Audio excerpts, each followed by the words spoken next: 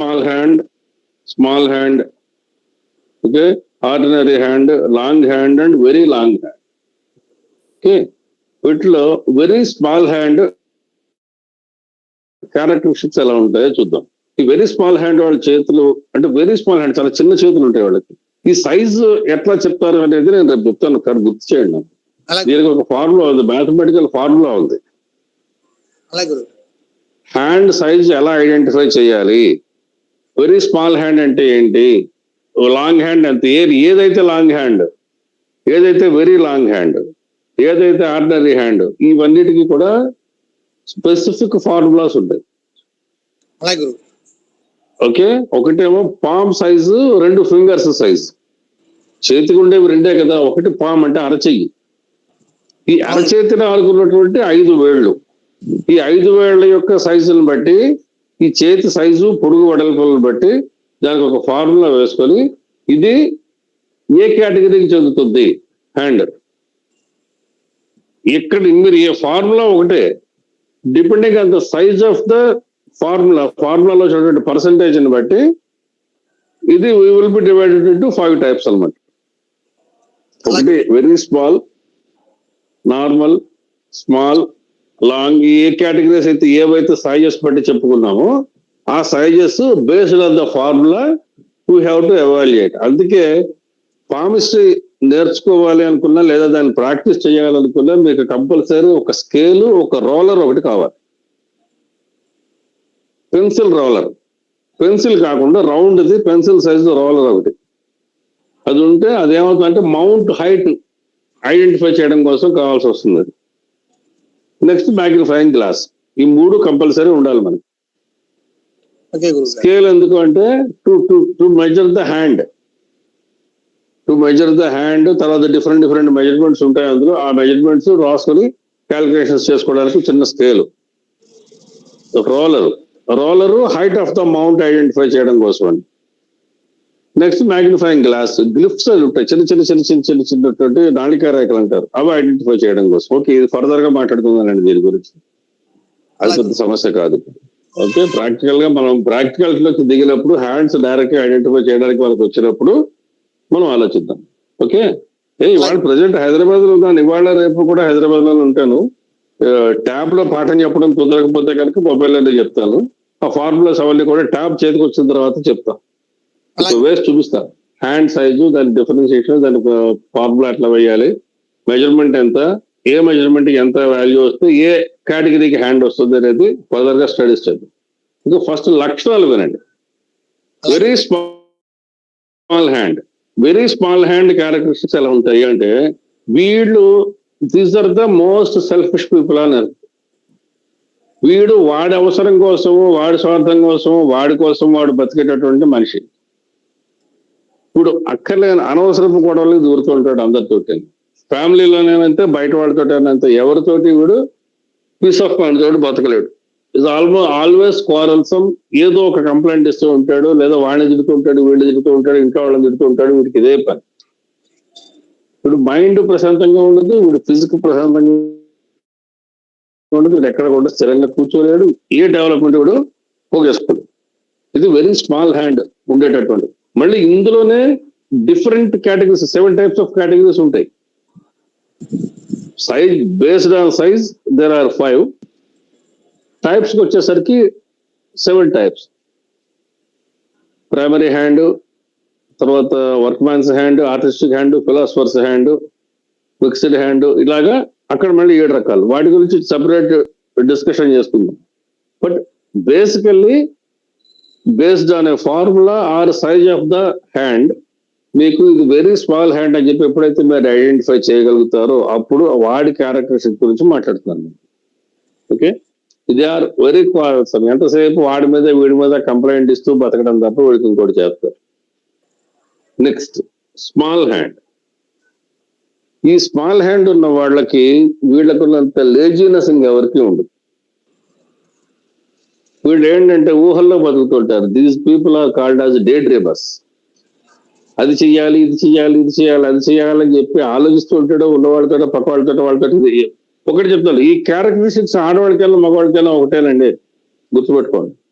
Based on size మనం ఏ characteristics అయితే మాట్లాడుకుంటున్నామో అవి for both male and female they are same. ఇందులో ఏమి స్పెసిఫికేషన్స్ ఏం లేవు.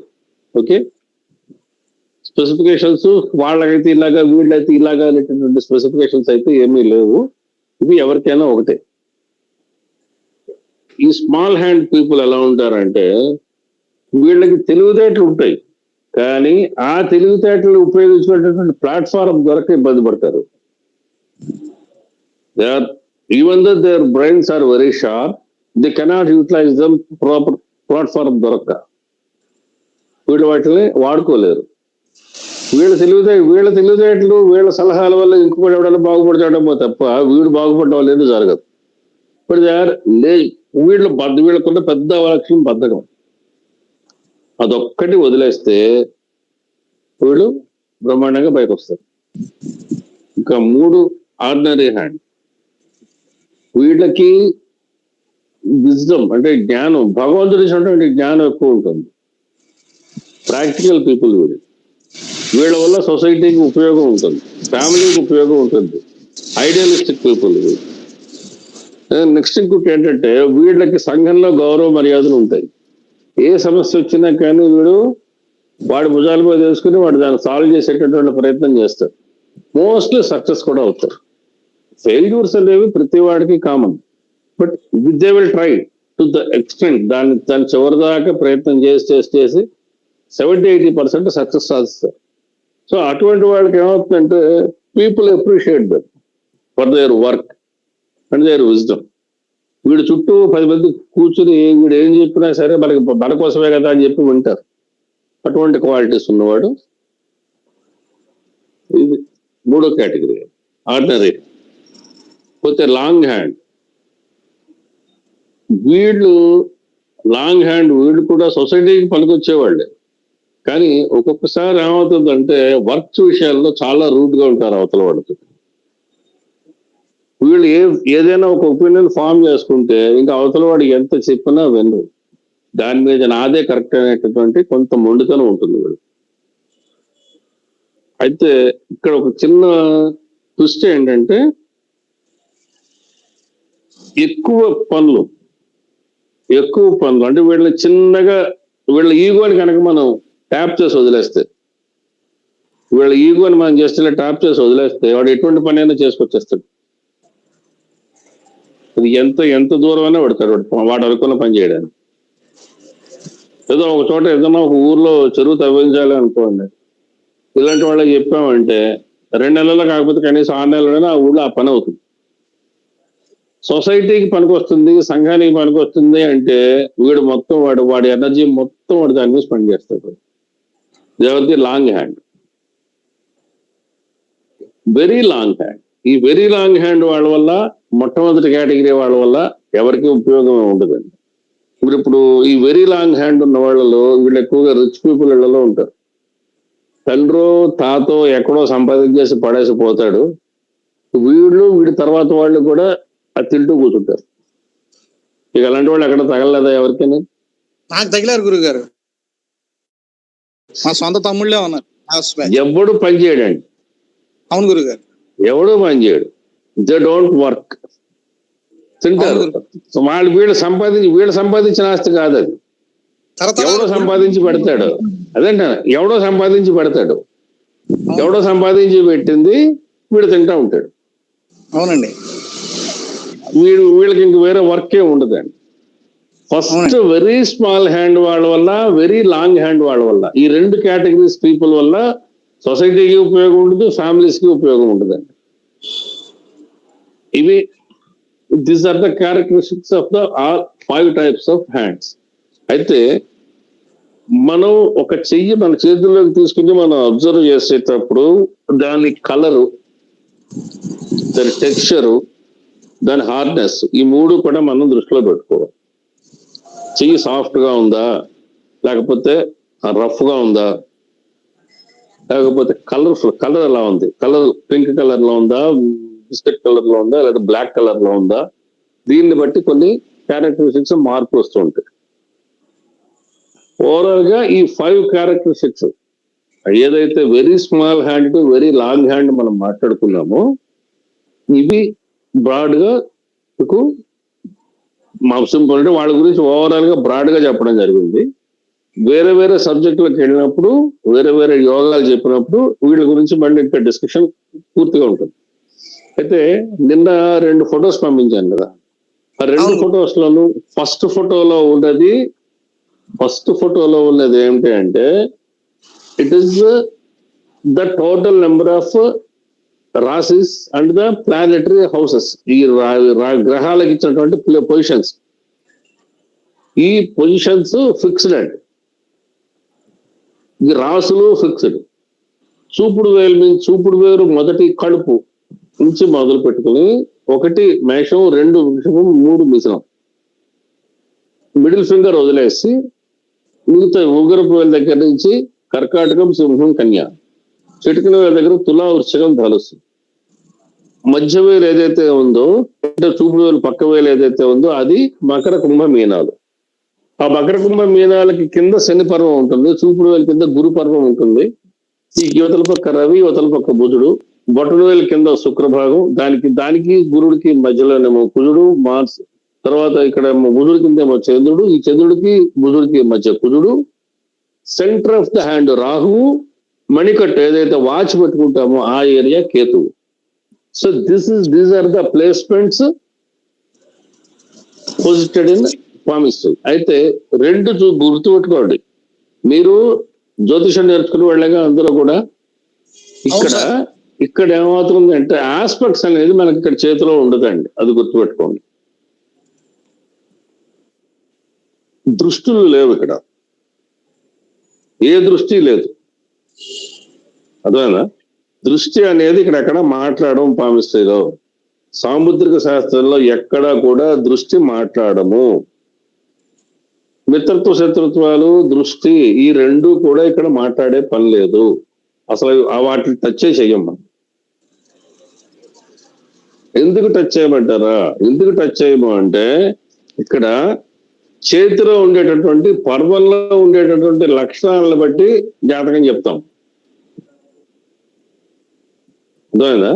ఏ సంవత్సరం దగ్గర ఏ పర్వం యాక్టివేషన్ లో ఉంది, ఆ పర్వం మీద ఉన్నటువంటి సింబల్ ఏం చెప్తోంది, వీడి లక్షణం ఏమిటి, యువతలు ఏ రాశి మీదకి ఏమైనా కొత్తమైన మార్పులు వచ్చాయా, లేదా రాసులు ఎలా ఉన్నాయి, రాసుల మీద గుర్తులు ఎలా ఉన్నాయా, వీటిని బట్టి బేస్ చేసుకుని లక్షణాలు చెప్తాం ఇక్కడ.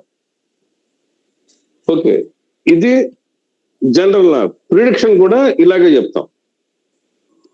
ప్రిడిక్టివ్ టెక్నిక్స్ తర్వాత జనరల్ టెక్నిక్స్ అన్ని కూడా చేతుల్లో ఉండేటటువంటి గీతలు, వాటి గమనాలు, వాటి మీద ఉన్నటువంటి గుర్తులు, ఆ పర్వాల మీద ఉండేటటువంటి సింబల్స్, ఆ పర్వాల హెచ్చు తగ్గులు, ఇవే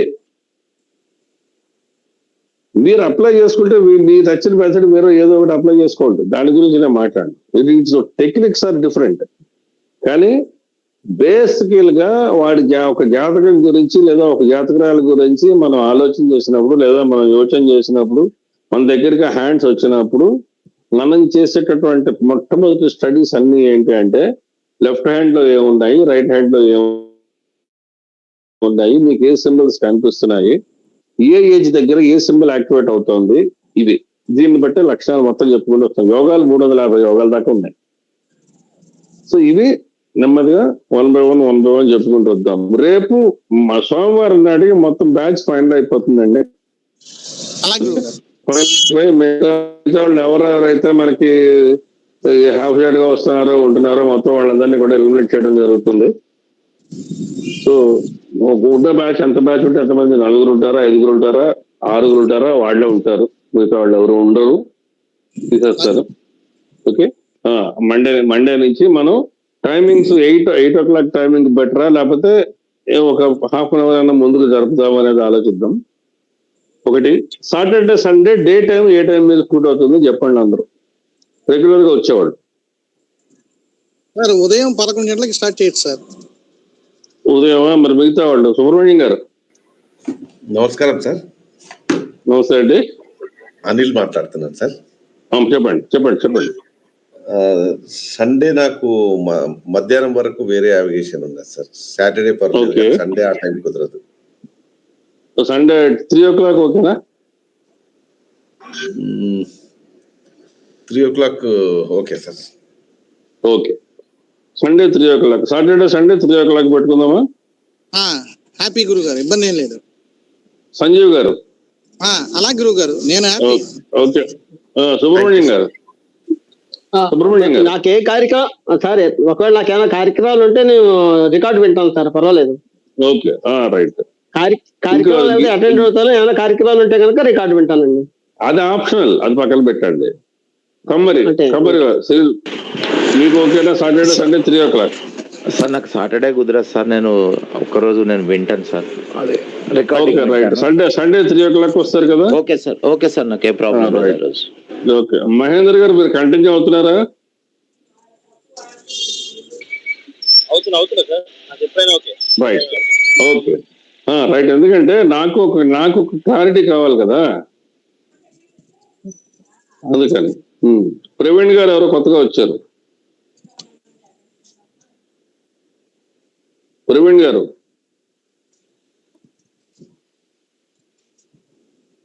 మాట్లాడలేదు. ఓకే, సరే, రైట్, వెళ్ళిపోయారు అందరు. ఈవిడెవరు? రమానంద్ ఎవరండి ఇక్కడ?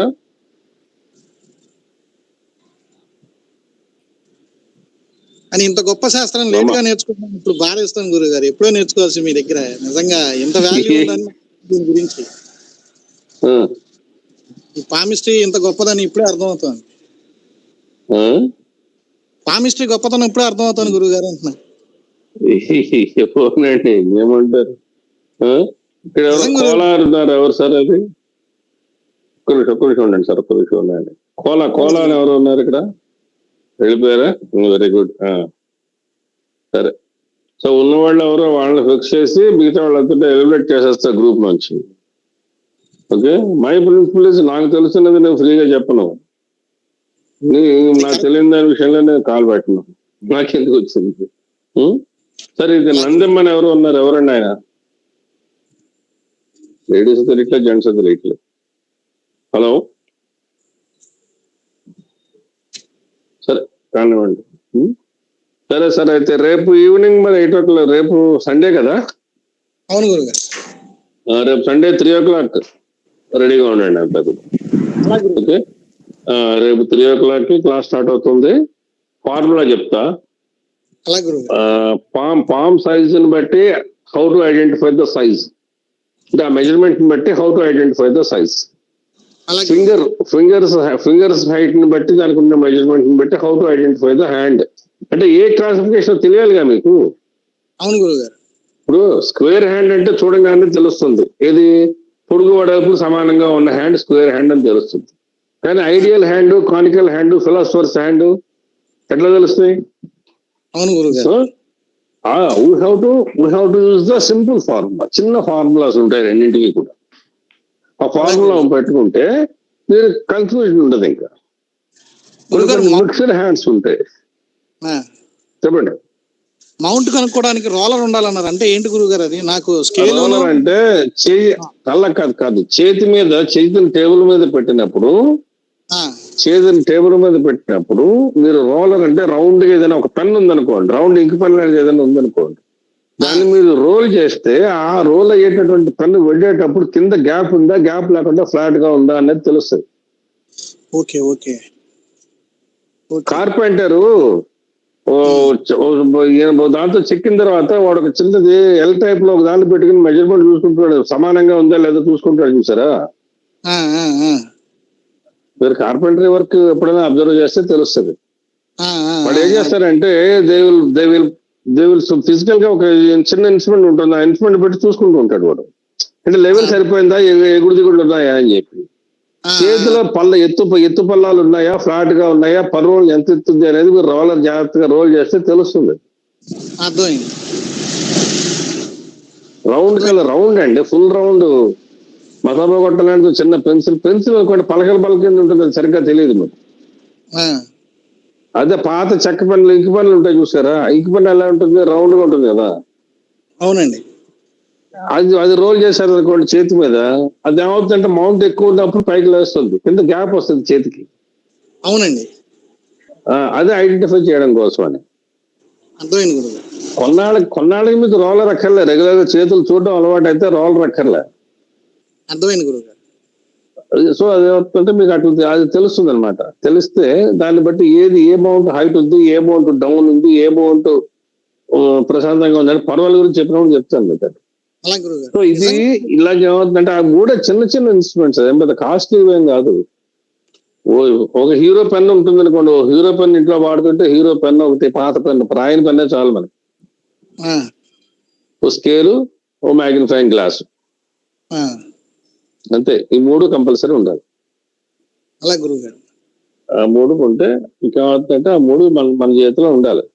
మామూలుగా వాస్తు చూడడానికి వెళ్ళేవాడికి టేప్ ఎలా ఉంటుందో మనకి అవి ఉండాలి అక్కడ. కంపాస్ టేప్ 2 కంపల్సరీ పట్టుకెళ్తాం. మరి ఉండాలి కదా వాస్తు చూడడానికి వెళ్తే. అవును గురుగారు. డైరెక్షన్ తెలియడానికి కంపాస్ ఉండాలి. కంపాస్ ఇప్పుడు మొబైల్స్ వచ్చేసింది కాబట్టి కంపాస్ కొనుక్కోకెళ్ళ పట్టుకెళ్ళక్కర్లే, కానీ టేప్ అయితే కంపల్సరీ కావాలిగా కొలవడానికి. అవునండి, ఫోన్ లోనే ఇప్పుడు అది లెవెలింగ్ వేరు, కొలత వేరు, మెజర్మెంట్ చూడాలి కదా. అవును గురుగారు. ఇప్పుడు పదం కట్టాలంటే పురుగు వెడల్పులు కట్టాలి కదా. ఖచ్చితంగా కట్టాలి. మరి కట్టాల్సి వచ్చినప్పుడు మరి టేప్ లేకుండా ఎలా కొలుస్తారు? దానికి కూడా ఎలక్ట్రానిక్ వచ్చాయి ఇప్పుడు. అవును గురుగారు. దానికి కూడా లేజర్ లైట్ లాంటిది చిన్న టార్చ్ లైట్ వచ్చింది, అది వేస్తే వస్తుంది, మెజర్మెంట్ వస్తుంది. అవును గురుగారు, తెలుసు, అది వచ్చిందండి. ఆ లేజర్ లైట్ ని బట్టి డిస్టెన్స్ చూపించేసి కొలత ఇచ్చేస్తుంది. అది నా దగ్గర ఉంది అది. అదే గురుగారు. అవును గురుగారు. కానీ అవి కాదు చెప్తున్నాను, ఒక మనం ప్రాపర్ గా వర్క్ చేయాలి అనుకుంటే మన దగ్గర ఈ 3 కంపల్సరీ ఉండాలి. అదే గురుగారు. ఉంటే అప్పుడు ఏమవుతుందంటే చిన్న ఫార్ములా x+y/100, x+y/100 ఈ ఫార్ములాస్ ఉంటాయి, చిన్న చిన్న ఫార్ములాస్, ఒక 2 ఫార్ములాస్ ఉంటాయి. ఈ ఫార్ములా వేస్తే ఆ మెజర్మెంట్ తీసుకుని ఆ ఫార్ములా అప్లై చేస్తే you will be able to identify quickly. మీకు బాగా ప్రాక్టీస్ అయిన తర్వాత అది ఏ కేటగిరీ అనేది మీరు చెప్పక్కర్లే, వేసుకోకర్లే. బట్ ఏంటంటే బేసిక్ బిగినింగ్ లో మీకు ప్రాక్టికల్ గా నాలెడ్జ్ రావాలంటే you have to identify, you have to use the formulas. ఈ ఫార్ములాస్ వాడుకుంటే మీకు ఏమవుతుందంటే 5 types 7 ఫార్మేషన్స్, 5 sizes 7 types ఏ హ్యాండ్ అనేది మీరు ఈజీగా ఐడెంటిఫై చేయగలుగుతారు. దాన్ని బట్టి మీకు వాటి క్యారెక్టరిస్టిక్స్ అర్థమైపోతాయి. ఈచ్ టైప్ లో మళ్ళీ ప్రతి టైప్ కి 7 డిస్ట్రిబ్యూషన్స్ ఉన్నాయి గురుగారు. మళ్ళీ ఉన్నాయి. ఓకే గురుగారు. వెరీ స్మాల్ హ్యాండ్ ఉంది అనుకోండి, వెరీ స్మాల్ హ్యాండ్ ఆర్టిస్ట్ ఉండొచ్చు, కళాకారుడు ఉండొచ్చు, ఫిలాసఫర్ ఉండొచ్చు. అర్థమైంది. ప్రైమరీ సెకండరీలో 5, సెకండరీలో మళ్ళీ ఈచ్ 1 కేటగిరీ 7 చొప్పున ఉంటాయి. 5 ఏళ్ళు 30 ఉంటాయి. అర్థమైంది గురుగారు. ఉంటాయి, కంపల్సరీ ఉంటుంది. పొట్టిగా ఉన్నవాళ్ళు మ్యూజిక్ ఇన్స్ట్రుమెంట్స్ వాయించేవాళ్ళు లేరు మరి. ఎందుకు లేరు గురుగారు? చాలా మంది ఉన్నారు మరి. అవును గురుగారు. అవును. వాడి కళ బయటికి వాడితో ట్రావెల్ చేసిన వాళ్ళకి తెలుస్తుంది. అవును గురుగారు. ఆర్ట్ అనేది వాడి గత జన్మ లక్షణం, కానీ ఎలా బతుకుతాడో ఎలా బిహేవ్ చేస్తాడో అనేది ఈ జన్మలో మనకు కనిపించేది అది. కరెక్ట్ గురుగారు. సో నేను ఇందాక చెప్పాను చూసారా, ఇందాక ఒక ఫోటో ఐంద్రికం స్వాభావికం చెప్పిందాక ఒక ఫోటో పెట్టాను చూసారా, అది ఒక ఫర్దర్ క్లాస్ అయిన తర్వాత గుర్తు చేయండి, నేను చెప్తా దాని మీద. మెటీరియలిస్టిక్ లైఫ్ ఎలా ఉంటుంది, థియరిటికల్ లైఫ్ ఎలా ఉంటుంది, ప్రాక్టికల్ లైఫ్ లో వాడు ఎలా ఉంటాడు. చాలా మంది మాట్లాడతారు, చేయలేరు. కొంతమంది మాట్లాడలేరు, చేసుకెళ్ళిపోతారు. ఈ ఐడెంటిఫికేషన్స్ ఆస్ట్రాలజీలో చెప్పాలంటే తలకాయ నొప్పి, చేతులు ఈజీగా చెప్పచ్చు. అర్థమైంది గురుగారు. ఎందుకంటే ప్లానెట్స్ అక్కడ ఏ ప్లానెట్ ఎప్పుడు ఎలా పనిచేస్తుందో కన్ఫ్యూజన్, 100% కన్ఫ్యూజన్. మరి ఇక్కడ అలా కాదు. ఇక్కడ ఏమవుతుందంటే it is clear cut indication. అర్థమైంది. ఇందులో లాస్ట్ టైం క్లాస్ లో ఒక హ్యాండ్ ఒకటి వచ్చింది నాకు, హ్యాండ్ ఒకటి వస్తే ఇమీడియట్ గా చూసి నేను సూసైడ్ అటెంప్ట్ చేసుకున్న చార్ట్ హ్యాండ్ ఇదని చెప్పా. చెప్తే వాళ్ళు నాకు 2 హ్యాండ్స్ ఫోటోలు పంపించి మొత్తం జాతర అడిగారు తర్వాత.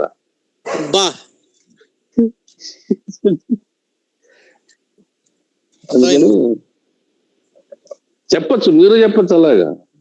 అర్థమైంది గురుగారు. మనకి ప్రాక్టీస్ లో వస్తుంది గురుగారు. ప్రాక్టీస్ లో చాలా చెప్పాను కదా. లాస్ట్ క్లాస్ లో ఒక లేడీ ఉన్నారు, ఆవిడ ఎప్పుడు ఏదో ఒక చార్ట్, కొత్త చార్ట్ పెట్టడమే నాకు. మధుని అడగండి చెప్తాడు ఆయన. మా రికార్డర్ ఉన్నాడు కదా మధు, ఆ, ఆయన చెప్తాడు. ఆయన మాకు విసుగొచ్చేసేది ఆవిడ పెట్టి చేతులు చెప్పలేక. ఎన్ని ఆవిడ- చేతులు కొత్త కొత్త ఆ? మేడం గారు ఇంట్రెస్ట్ ఆ రేంజ్ లో ఉంది నేర్చుకుందామని. నేర్చుకున్నారు, అయిపోయింది, బ్యాచ్ అయిపోయింది అది. అప్పుడు ఒక రోజుకు ఒక హ్యాండ్ పెట్టేది ఆవిడ. అర్థమైంది. ఒక ఆయన నా దగ్గర పట్టుకొచ్చాడు, చేతులు ప్రింట్ తీసి పట్టుకొచ్చాడు. కలర్ ఫొటోస్ ఉంటాయి కదా, అవునండి, ఫోటో పేపర్, అవునండి. ఫోటో పేపర్ మీద హ్యాండ్స్ ప్రింట్ చేసి పట్టుకొచ్చాడు ఆయన. ఫోటో పేపర్ ఉన్నాయి నా దగ్గర, హ్యాండ్స్ నా దగ్గర ఉన్నాయి. ఫోటో పేపర్ మీద అంటే మామూలుగా మనం ప్రింట్ తీయించుకుంటే ఫోటో తీయించుకుంటాం కదా, ఫోటో తీయించుకుంటే స్టూడియోలో ప్రింట్ తీయించుకుంటాం చూసారా, పాస్పోర్ట్ సైజు ఫోటోల మీద కలర్ క్వాలిటీ పేపర్ ఉంటుంది చూసారా, ఆ పేపర్ మీద హ్యాండ్స్ ప్రింట్ వేయించి పట్టుకొచ్చాడు. గురుగారు మీరు చెప్పింది అయితే ఒకటి బాగా నాకు అనుభవంలో ఒకటి గుర్తొస్తాను గురుగారు. స్మాల్ హ్యాండ్ వాళ్ళు వాళ్ళు ఏ పని చేయకుండా కొద్దిగా ఇప్పుడు కూడా ఎవరో ఒకరిని తిడుతూ వాళ్ళ కాలాక్షేపం చేస్తారని చెప్పారు కదా, అలాంటి వాళ్ళని నేను చూశానండి. నా ఫ్రెండే ఉన్నాడు ఒక ఆయన, సుధాకర్ అని. ఇప్పుడు నాకు అర్థం అవుతుంది అతను అలా ఎందుకు బిహేవ్ చేశాడో నాకు ఇప్పుడు అర్థమైంది. ఆ చేతి రేఖల ప్రభావం నాకు అర్థమైంది. ఉంటే ఖచ్చితంగా ఉంటుంది. శాస్త్రం తప్పు చెప్పదండి, మనం కనుక్కోలేకపోతే మన కర్మ అది. కరెక్ట్ గురుగారు, అది మనకి ఐడెంటిఫై మనం చేయలేకపోయాం అనుకోండి, ఇట్స్ అవర్ ఫాల్ట్. అవును గురుగారు. అతనికి పిల్లలు లేరు, అతనికి పిల్లలు లేరు. అది లేదు, అది వేరులేండి. పిల్లలు లేకపోవడం అవన్నీ ఇట్స్ డిఫరెంట్ ఇష్యూ. సంతానానికి సంబంధించినటువంటి ర్యాకెట్ చేతిలో లేదనుకోండి, మనం ఏం చేయలేము జీవితంలో. అది కొంతమందికి పెళ్లిళ్ళు కావు, కొంతమందికి సంతానం ఉడదు, కొంతమందికి ఉద్యోగాలు ఉండవు. ఇవాళ రోడ్డు మీదకి వెళ్తే సమస్య లేనివాడు ఎవడున్నాడు చెప్పండి? కరెక్ట్ గురుగారు. అందరికీ సమస్యలే, అన్ని రకాల సమస్యలు. ఎవరి లెవెల్లో వాడు ట్రై చేయడానికి, బయట రావడానికి ప్రయత్నం చేస్తాడు. కొంతమంది దాన్ని సగం అయిపోతారు, కొంతమంది బయటకు వస్తారు. అవును గురుగారు. వాళ్ళ కర్మ, వాడి ప్రయత్నం లోపం, ఇంకోటో ఆలోచన లోపం. ఇంత లేట్ గా ఎవరు బాబు జాయిన్ అయ్యారు?